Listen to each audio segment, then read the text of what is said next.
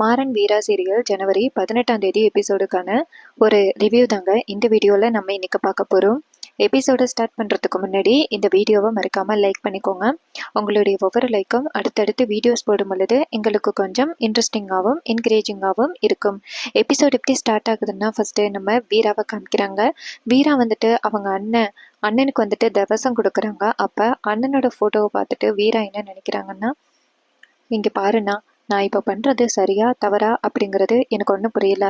ஆனால் நான் நினச்சி பார்க்காத பல விஷயங்கள் நடந்துருச்சு.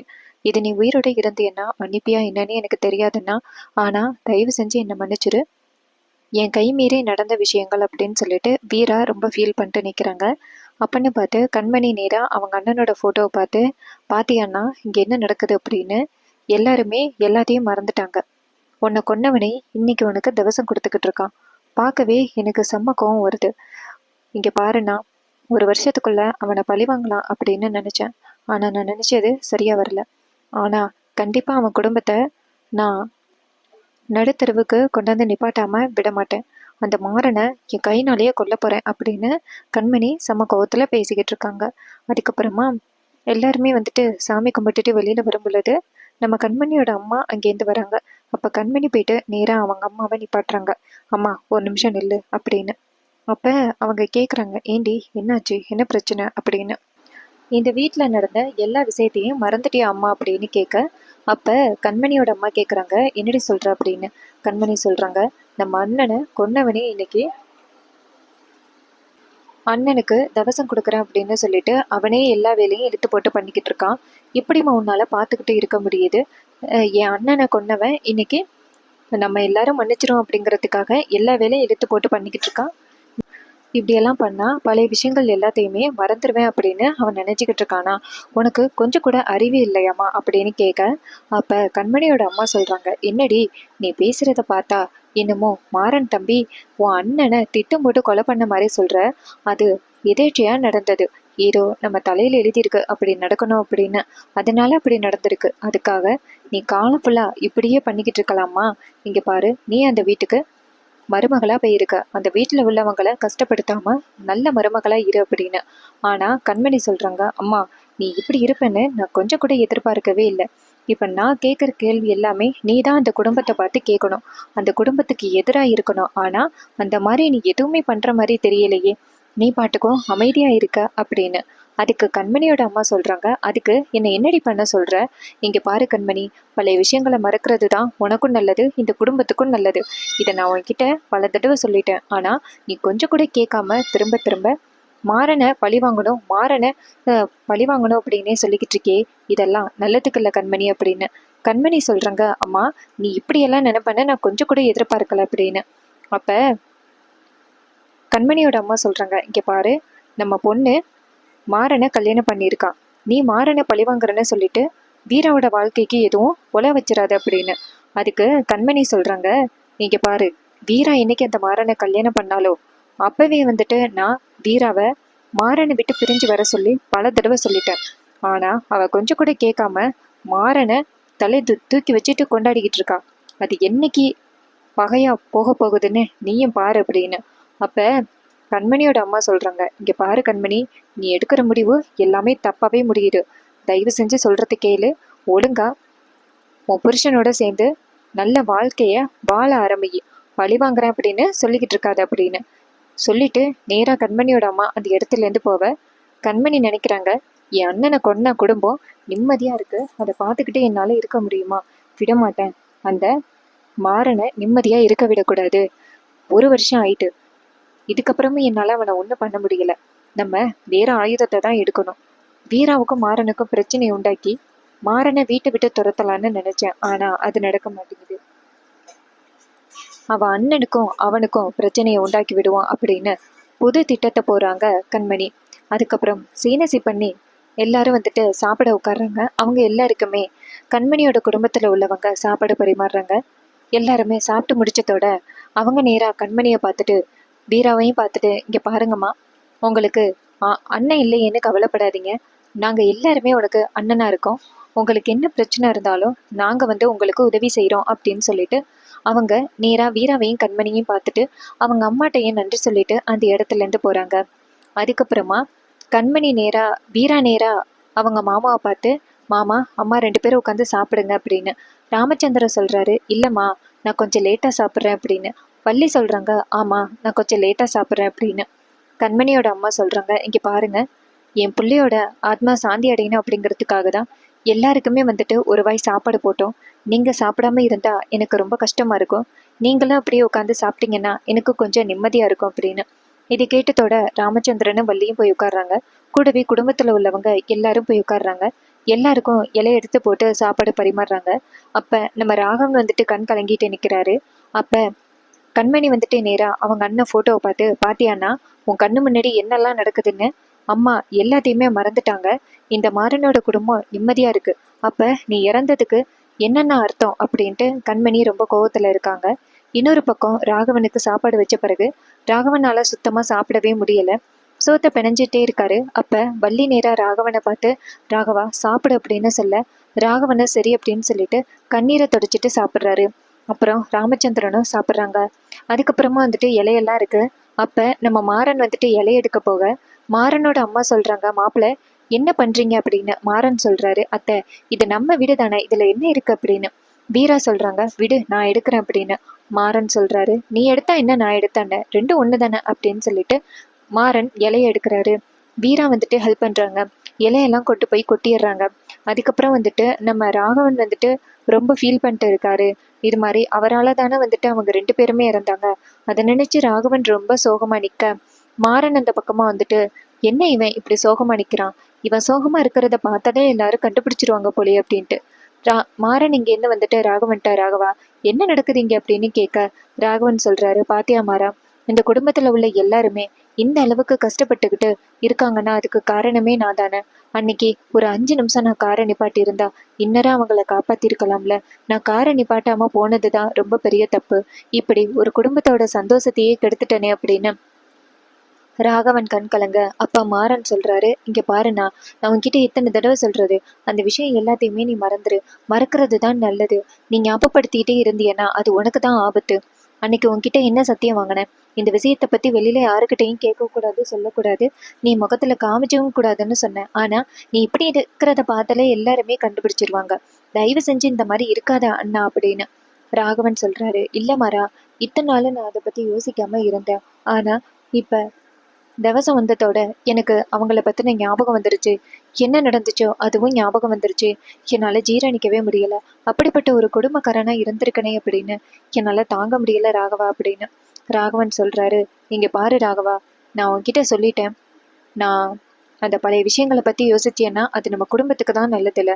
இப்போதைக்கு நம்மளோட கடமை என்ன, கண்மணிக்கு நீ ஆதரவா இருக்கணும். நான் வீராவுக்கு ஆதரவா இருக்கேன். அந்த குடும்பத்தை நம்ம பத்திரமா பார்த்துப்போம். பிருந்தாவை நல்லபடியா படிக்க வைப்போம். அவங்க அம்மாவையும் நல்லபடியா பார்த்துப்போம். அதுதான் நம்மளோட கடமை. மற்றபடி நீ எதை பத்தியும் யோசிக்காம அமைதியா இரு ராகவா அப்படின்னு ராகவன் சொல்றாரு. என்னால மறக்க முடியல அப்படின்னு.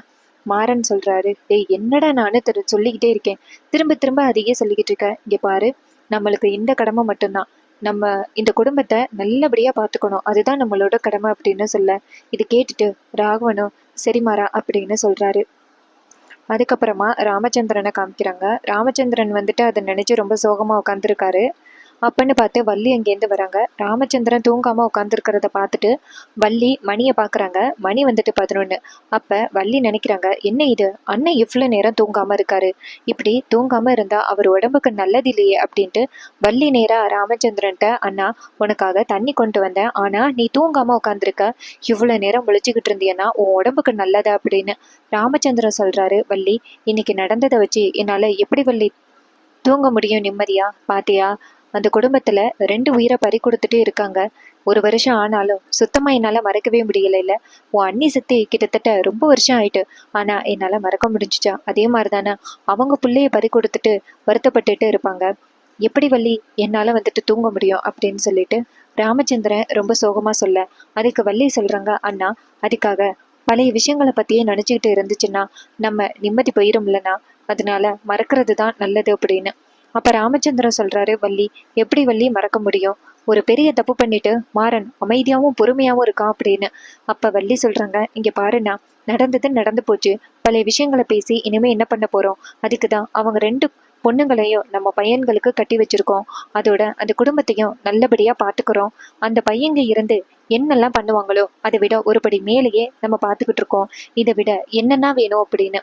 அப்ப ராமச்சந்திரன் சொல்றாரு, இங்க பாரு வள்ளி, எனக்கு புரியுது. ஆனா அந்த கண்மணியும் ராகவனும் நல்லா இருக்கணும், அதே மாதிரி வீராவும் நல்லா இருக்கணும் அப்படின்னு நீ யார சொல்ற? நீதான் அவங்க. அப்ப ராமச்சந்திரன் சொல்றாரு, இங்க பாரு, நாளைக்கே வந்துட்டு வீரா எனக்கு மாறன் கூட வாழ விருப்பம் இல்லை அப்படின்னு சொன்னாலுமே நான் வந்துட்டு உடனே வீராவுக்கு ஒரு நல்ல வாழ்க்கையை ஏற்படுத்தி கொடுத்துருவேன். ஆனா வீரா அதை சொல்லாம எதுக்காக மாறனை அவ புருஷனை ஏத்துக்கிட்டு இப்படி கஷ்டப்படுறான்னு எனக்கு ஒன்றும் புரியல அப்படின்னு. அதுக்கு வள்ளி சொல்றாங்க, இங்க பாருன்னா, நீ நினைக்கிற மாதிரி மாறன்லாம் கெட்டவன் கிடையாது, அவன் நல்லவன் தான். உனக்கே தெரியும், வீரா வாழ்க்கையில வந்த பிறகு மாறன் எப்படியெல்லாம் சேஞ்ச் ஆகியிருக்கான்னு உனக்கு தெரியும்ல. எப்ப பார்த்தாலும் குடிச்சுக்கிட்டே இருப்பான். ஆனா அவன் திருந்திட்டான்.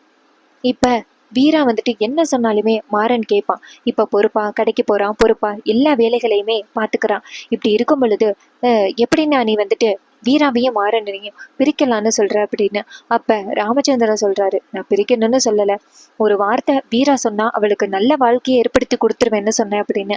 அப்ப வள்ளி சொல்றாங்க, அண்ணா நீ கண்டதையும் பத்தி யோசிக்காம நிம்மதியா தூங்கு, நம்ம வீட்டுல எல்லாரும் நல்லாதான் இருப்பாங்க, நீ எதுக்கும் கவலைப்படாத, நம்ம வீட்டுல எந்த பிரச்சனையும் வராது, நீ நிம்மதியா தூங்குனா அப்படின்னு சொல்ல, இதை கேட்டுட்டு ராமச்சந்திரனும் சரி வள்ளி அப்படின்னு சொல்லிட்டு தூங்க போறாரு. அதுக்கப்புறமா மறுநாள் காலை மாறனை கவனிக்கிறதுக்காக டாக்டர் வராங்க. அப்ப மாறன் படுத்து கிடக்குறாரு. வள்ளியும் நம்ம வீராவும் நிக்கிறாங்க. அப்ப டாக்டர் வந்துட்டு நேரா மாறனை சட்டையை கட்டுங்க அப்படின்னு சொல்ல, மாறன் சொல்றாரு, என்ன டாக்டர் இப்படி சொல்றீங்க, சரி இருங்க வரேன் அப்படின்னு சொல்லிட்டு அவங்க அம்மாவை பார்த்துட்டு, அத்தை திரும்பி நில்லு அப்படின்னு. வள்ளி கேட்குறாங்க, என்னடா இப்படி சொல்ற அப்படின்னு. மாறன் சொல்றாரு, திரும்பி நிறுத்த அப்படின்னு. அப்ப வள்ளி சொல்றாங்க, சின்ன வயசுல டவுசர் சட்டையோட தெரிஞ்சுக்கிட்டு இருந்த, இப்ப என்ன திரும்பி நிக்க சொல்றியா அப்படின்னு. அப்புறம் அப்படின்னு சொல்லிட்டு திரும்பி நிக்கிறாங்க. அதுக்கப்புறமா டாக்டர் வந்துட்டு மாறன் கிட்ட சட்டையை கேட்டு சொல்லிட்டு அந்த தையல் போட்டிருக்கிற அந்த கட்டை வந்து பிரிக்கிறாங்க. அப்ப மாறன் சொல்றாரு, இங்க பாருங்க டாக்டர், உங்களுக்கு ஃபீஸ் கொடுத்துருக்கேன் அப்படின்னு. டாக்டர் கேட்குறாரு, எதுக்கு இப்பயே ஃபீஸ் கொடுத்தீங்க அப்படின்னு. மாறன் சொல்றாரு, எதுக்காக ஃபீஸ் கொடுத்தேன்னா, இன்னுமே வந்துட்டு காயம் ஆறலை அப்படின்னு என் பொண்டாட்டிக்கிட்ட சொல்லிருங்க, அப்பதான் என் பொண்டாட்டி என்னை நல்லபடியா பார்த்துப்பா அப்படின்னு. இதை கேட்டுட்டு அவர் சொல்றாரு, என்ன இப்படி சொல்றீங்க, அப்படியெல்லாம் நான் சொல்ல முடியாது அப்படின்னு. அப்ப கட்டை பிரிச்சாச்சு. அப்ப வீரா கேட்குறாங்க திரும்பி, என்ன டாக்டர் அவனுக்கு சரியாகிருச்சா அப்படின்னு. அப்ப டாக்டர் சொல்றாங்க, அதெல்லாம் சரியாகிருச்சு அப்படின்னு. இது கேட்டதோட மாறன் அதிர்ச்சியாகி, ஆகா 1000 ரூபாய் வேஸ்ட் ஆயிடுச்சு அப்படின்னு நினைக்கிறாரு. அப்ப டாக்டர் சொல்றாரு, எல்லா கட்டையும் பிரிச்சாச்சு, இனிமே எந்த பிரச்சனையும் இல்லை அப்படின்னு. வீரா கேட்குறாங்க, சரி இவர் வழக்கம் போல கடைக்கு போகலாம்ல அப்படின்னு. அப்ப டாக்டர் சொல்றாங்க, அதெல்லாம் எல்லா வேலையும் பண்ணிக்கலாம் அப்படின்னு. இவரா கத்தியை வச்சு கிழிச்சுக்கிட்டா மட்டும்தான் உண்டு அப்படின்னு. வீரா சொல்றாங்க, அதையும் செஞ்சாலும் செய்வான் அப்படின்னு. மாறன் வந்துட்டு நேராக டாக்டர் கிட்ட, இங்க பாருங்க டாக்டர், நீங்க வந்துட்டு எனக்கு சரி பண்ணியிருக்கீங்க, ஆனா வந்துட்டு திடீர்னு ஏதாவது இன்ஃபெக்ஷன் ஆயிட்டுன்னா நான் என்ன பண்றது, நான் இப்ப போக மாட்டேன் எங்கேயும் அப்படின்னு. அப்ப வள்ளி சொல்றாங்க, பாத்தியா வீரா, உன்னை விட்டு போகணுமா, அதுக்குதான் அவன் இவ்வளோ போய் சொல்லிக்கிட்டு இருக்கான் அப்படின்னு. அப்ப வீரா சொல்றாங்க, இப்படியே வீட்லயே இருந்துகிட்டு இருந்தா என்ன பண்றது, கடை வேலையும் பார்க்கணும்ல, இங்க பாருங்க டாக்டர், இனிமே எந்த பிரச்சனையும் இல்லை அப்படின்னு. டாக்டர் சொல்றாரு, இனிமே எந்த பிரச்சனையும் இல்லம்மா, இவர் நல்லபடியா வந்துட்டு எல்லா வேலையும் பார்க்க ஆரம்பிக்கலாம் அப்படின்னு. அப்ப மாறன் நினைக்கிறாரு, அட பாவி டாக்டர், 1000 ரூபா கொடுத்தது வேஸ்டா போச்சு அப்படின்னு. அப்ப வள்ளி சொல்றாங்க, இங்க பாரு வீரா, எப்ப பார்த்தாலும் உன் கூட இருக்கணும் அப்படிங்கிறதுக்காக தான் இத்தனை நாள் இவன் போய் சொல்லிட்டு வீட்டுல இருந்திருக்கான். டாக்டர் வந்துட்டு உண்மையை புட்டு புட்டு வச்சுட்டாரு, இனிமே என்ன பண்ண போறியோ தெரியல அப்படின்னு. அப்ப வீரா சொல்றாங்க, இங்க பாருங்க, இதே மாதிரி வீட்டிலே இருந்தா யாரு கடை வேலைகளை எல்லாம் பாக்குறது, அங்க எல்லாம் பாதிலேயே அப்படி இப்படியே நிக்குதுல்ல, அதனால கடைக்கு போறதுதான் நல்லது அப்படின்னு சொல்ல, இது கேட்டுட்டு மாறனும் சரி அப்படின்னு சொல்றாரு. அப்ப வள்ளி சொல்றாங்க, சரி உனக்கு சரியாயிட்டுல, இனிமே இந்த பிரச்சனை இல்லை அப்படின்னு. டாக்டர் சொல்றாங்க, அதெல்லாம் சரியாகிடுச்சுமா, இனிமே இவரு கடைக்கு போகலாம் அப்படின்னு. அப்ப வீரா சொல்றாங்க, டாக்டருக்கு ஃபீஸ் கொடுக்கணுமே அப்படின்னு. மாறன் சொல்றாரு, அதெல்லாம் 1000 ரூபாய் வச்சாச்சு அப்படின்னு. அப்ப வள்ளி கேட்குறாங்க, என்னடா ஊசி போடும் பொழுதே நீ வந்துட்டு 1000 ரூபாய் வச்சுட்டியா அப்படின்னு. அப்ப மாறன் சொல்றாரு, டாக்டர் கவனிக்கிறதுக்கு முன்னாடியே நம்ம கவனிச்சிடணும்ல அப்படின்னு. இதை கேட்டுட்டு வீரா வந்துட்டு சந்தேகப்படுறாங்க. அப்புறமா டாக்டரு, சரி நான் போயிட்டு வரேன் அப்படின்னு சொல்லிட்டு அந்த இடத்துல இருந்து போறாரு. அப்ப வள்ளி சொல்றாங்க, சரி மாறா, நீ கடைக்கு போகணும்ல, கிளம்பு அப்படின்னு. அப்ப வீரா சொல்றாங்க, ஆமா அப்படின்னு. அப்ப மாறன் சொல்றாரு, அத்தை இன்னைக்கு ஒரு நாள் மட்டும் லீவ் போட்டுக்கிட்டு நாளைக்கு போறேனே அப்படின்னு. அப்ப வள்ளி சொல்கிறாங்க, இங்கே பாருடா, நான் எதுக்காக சொல்கிறேன் தெரியுமா? உன் அண்ணன் என்றைக்கும் இல்லாமல் இன்னைக்கு கண்மணியை கூட்டிக்கிட்டு ஜோடியாக கடைக்கு போயிருக்கான். அங்கே போயிட்டு ஜாலியாக இருப்பான். நீ தனியாக போனீன்னா எப்பட்றா, போயிட்டு வா அப்படின்னு. இது கேட்டதோட மாறன் சொல்கிறாரு, ஓ அப்படியா, அவங்க அரேஞ்ச் மேரேஜ் பண்ணவங்க, அவங்களே இப்படி இருக்கும் பொழுது நம்ம லவ் மேரேஜ் பண்ணியிருக்கோம், நம்ம போவோம் வாடிச்சலாம் அப்படின்னு சொல்லிட்டு நேராக வீரா கிட்ட, வீரா நான் பைக்கை ரெடி பண்ணி வைக்கிறேன், சீக்கிரவா அப்படின்னு சொல்ல வீரா பார்த்து முறைக்கிறாங்க. அப்புறமா மாறன் போயிட்டு பைக்கை ரெடி பண்ணுறாரு. அப்போ வீரா வந்துட்டு உட்கார மாறன் சொல்கிறாரு, வீரா எப்பவும் போல இந்த பைக்கில் போகும் பொழுது தோளில் கை போடுவேன், அதெல்லாம் நம்மளுக்கு கூச்சமாக இருக்கும் அப்படின்னு. அப்போ வீரா சொல்கிறாங்க, அம்மா வெளியில இல்லை, அம்மா இருந்தாதான் அதெல்லாம், கிளம்பு பைக் எடுத்துக்கிட்டு அப்படின்னு. அப்போ மாறன் நினைக்கிறாரு, இன்னைக்குன்னு பார்த்து அத்தை எங்கே போய் தொலைஞ்சிச்சு அப்படின்னு. வீரா சொல்கிறாங்க, அதை வந்து கேட்டுக்கலாம், கிளம்பு அப்படின்னு. மாறன் சொல்கிறாரு, வெளியில கூட கேட்க ஆரம்பிச்சிட்டா என் மனசுல நினைக்கிறது அப்படின்னு. வீரா சொல்கிறாங்க, கிளம்பு அப்படின்னு. அதுக்கப்புறமா மாறன் பைக்கை ஸ்டார்ட் பண்ணி கடைக்கு கிளம்புறாரு. இன்னொரு பக்கம் ராகவன் கண்மணியை கடைக்கு கூட்டிட்டு வராரு. கண்மணி கிட்ட, வா கண்மணி அப்படின்னு கூட்டிட்டு போக, அப்ப பக்கத்துல இருக்கிறவங்க, என்ன சார் மேடம் இன்னைக்கு வந்திருக்காங்க அப்படின்னு. அப்ப ராகவன் சொல்றாரு, இவங்க இந்த கடையோட முதலாளி அம்மா தெரியும்ல அப்படின்னு. அப்ப அவர் சொல்றாரு, ஆமாங்க சார் அப்படின்னு சொல்லிட்டு குட் மார்னிங் சொல்றாங்க. அதுக்கப்புறமா ராகவன் நேரா கண்மணி கிட்ட, கண்மணி நீ போயிட்டு என்னோட சேர்ல உட்காந்துக்க அப்படின்னு. அப்ப கண்மணி சொல்றாங்க, எப்படிங்க உங்களோட சேர்ல உட்கார முடியும் அப்படின்னு. ராகவன் சொல்றாரு, இங்க பாரு, நீ போய் உட்காந்துக்க, இந்த கடைக்கு நீயும் முதலாளி தானே, போ அப்படின்னு. இது கேட்டதோட கண்மணியும் சரி அப்படின்னு சொல்லிட்டு நேரா போறாங்க. அப்ப கண்மணியை பார்த்துட்டு எல்லாருமே குட் மார்னிங் சொல்றாங்க. கண்மணிக்கு அப்படியே கொஞ்சம் துமுறும் கர்வமும் அதிகரிக்குது. கண்மணி போயிட்டு நேரா அந்த சேர்ல உட்காடுறாங்க. அப்ப உட்காந்துட்டு எல்லாரையும் பார்த்துட்டு திமுறா முறைக்கிறாங்க. அப்ப ஒருத்தர் வந்துட்டு கண்மணிக்கு குட் மார்னிங் சொல்லாம போயிட்டு இருக்காரு. இது பார்த்துட்டோட கண்மணி டென்ஷன் ஆகுறாங்க. எவன் நமக்கு குட் மார்னிங் சொல்லாம போயிட்டு இருக்கான், இருக்கட்டும் பார்த்துப்போம் அப்படின்னு. இன்னொரு பக்கம் நம்ம மாறனும் வீராவும் வராங்க. அவங்க 2 பேரையும் பார்த்துட்டு கண்மணி நினைக்கிறாங்க, வந்துட்டுங்களா 2 பேரும் அப்படின்னு. இன்னொரு பக்கம் ராகவன் ஒரு முக்கியமான வேலையா போயிட்டாரு. இன்னொரு பக்கம் கண்மணி நேரா அந்த குட் மார்னிங் சொல்லாதவர்கிட்ட போயிட்டு, ஒழுங்கா கஸ்டமர் கேட்டா எடுத்து கொடுக்க மாட்டீங்களா அப்படின்னு சொல்ல, அவர் சொல்றாரு, நான் ஒழுங்கா தான் மேடம் எடுத்து கொடுத்துக்கிட்டு இருக்கேன், என்னாச்சு அப்படின்னு. அப்ப கண்மணி சொல்றாங்க, அதான் உன் லட்சணத்தை பார்த்தனே, இந்த கம்பெனியோட முதலாளி உட்காந்துருக்கேன், என்னை பார்த்து ஒரு குட் மார்னிங் கூட சொல்லாம போயிட்டு இருக்க, இதுல இருந்தே தெரியுது நீ எப்படி வேலை பார்ப்ப அப்படின்னு. இது கேட்டதோட அவர் சொல்றாரு, என்னம்மா எப்படி சொல்றீங்க அப்படின்னு.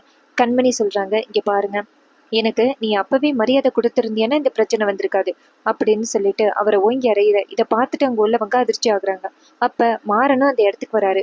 மாறன் வந்துட்டு நேரா கண்மணியை பார்த்துட்டு, இப்ப எதுக்கு அவங்கள அடிச்சிங்க அப்படின்னு கேட்க, கண்மணி சொல்றாங்க, இங்க பாரு, எனக்கு மரியாதை கொடுக்கலைன்னா நான் அப்படிதான் பண்ணுவேன் அப்படின்னு.